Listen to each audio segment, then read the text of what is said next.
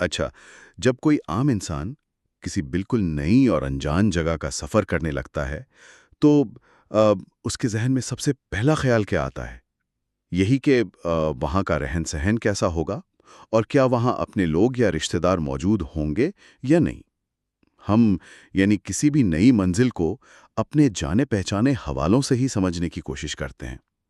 تو اس تفصیلی جائزے میں خوش آمدید، جہاں ہم فراہم کردہ دستاویز کی گہرائی میں اترتے ہیں۔ آج ہمارے پاس ایک مخصوص مذہبی روایت ہے، یعنی ایک حدیث کا متن موجود ہے۔ ہاں، اور اس متن میں جنت اور وہاں کے تجربات کو بیان کیا گیا ہے۔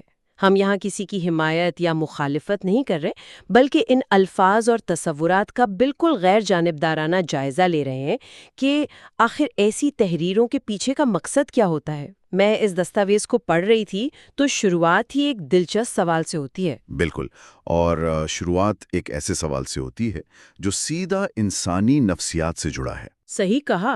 حضرت ابو ہریرہ کے بیان کردہ اس روایت میں سوال پوچھا گیا ہے کہ کیا ہم جنت میں اپنی بیویوں کے پاس جا سکیں گے؟ یعنی سوال بالکل وہی ہے جو آپ نے شروع میں سفر والی مثال دی۔ ہاں، وہی مسافر والی بات، یعنی ایک ایسی زندگی کے بارے میں پوچھا جا رہا ہے جو اس دنیا سے مکمل طور پر مختلف اور لامحدود ہونے کا دعویٰ کرتی ہے، لیکن بنیادی فکر اس دنیا کے تعلقات سے ہی جڑی ہوئی ہے۔ ہاں، میرا مطلب ہے کوئی یہ نہیں پوچھ رہا کہ وہاں کی کائنات کیسی ہوگی یا نظام کیسے چلے گا۔ سوال بس یہ ہے کہ کیا میرے دنیا والے رشتے وہاں برقرار رہیں گے یا نہیں؟ اور جب اس سوال کا جواب سامنے آتا ہے تو وہاں ایک مختلف ہی پیمانہ ملتا ہے۔ اچھا، تو تحریر میں موجود جواب کیا بتاتا ہے؟ لیکن دلچسپ بات آگے آتی ہے، کیونکہ انہی تحریروں میں آگے چل کر اسی روایت کا ذکر تھوڑے مختلف انداز میں بھی ملتا ہے۔ رکیں، مختلف انداز میں وہ کیسے؟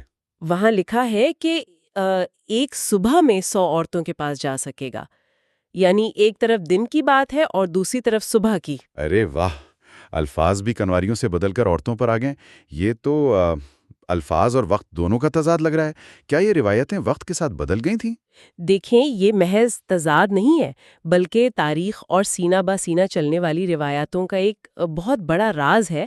میں سمجھتی ہوں کہ جب معلومات صدیوں تک زبانی روایاتوں کے ذریعے آگے بڑھتی ہیں تو دماغ چھوٹی تفصیلات جیسے صبح یا دن بھول سکتا ہے۔ مطلب لغت بدل سکتی ہے، لیکن اگر غور کریں تو ان دونوں حوالوں میں ایک چیز اپنی جگہ بالکل قائم ہے۔ ہاں، تعداد نہیں بدلی، دونوں صورتوں میں 100 یعنی 100 کا عدد بالکل مستقل ہے۔ اس کا مطلب ہے کہ انسانی ذہن نے پوری کہانی میں سے ایک مخصوص اور بڑے عدد کو حفظ کر لیا۔ صحیح پکڑا۔ 100 جیسا بڑا عدد دماغ میں نقش ہو جاتا ہے، کیونکہ یہاں شاید اصل مقصد کسی مخصوص عدد کی پیمائش نہیں ہے، بلکہ کثرت اور فراوانی کو ظاہر کرنا ہے۔ یہ ایک بہت زبردست نقطہ ہے، یعنی انسانی دماغ بے قراری یا لامحدودیت کو آسانی سے قبول ہی نہیں کر پاتا۔ اگر جنت اور موت کے بعد کی زندگی ہمیشہ سے لامحدود ہے تو ایسی تحریریں اس لامحدود زندگی کی وضاحت کے لیے 100 جیسی محدود تعداد کیوں استعمال کرتی ہیں؟ کیونکہ ہم صرف اتنا ہی سمجھ سکتے ہیں جتنا ہمارا دماغ ہضم کر سکے۔ 100 کی تعداد اس دور کے عام انسان کو فراوانی کا ایک ٹھوس اور سمجھ آنے والا تصور دینے کے لیے کافی تھی، ایک ایسی تصویر جسے ذہن آسانی سے قبول کر لے۔ صحیح ہے، جسے ذہن یاد رکھ سکے۔ یعنی ہم لامحدود کو سمجھنے کے لیے بھی انہی پیمانوں کا سہارا لیتے ہیں جو ہماری پہنچ میں ہوتے ہیں۔ بالکل ایسی ہی بات ہے، اور یہی انسانی فطرت ہے۔